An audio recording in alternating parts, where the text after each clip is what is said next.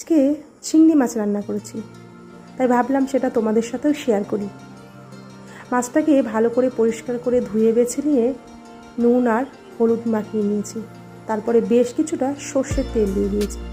তারপরে সর্ষে আর পোস্ত আর কাঁচা লঙ্কা একসাথে বেটে রাখা সেটাও দিয়ে দিয়েছি। তারপরে দিয়েছি নুন আর হলুদ।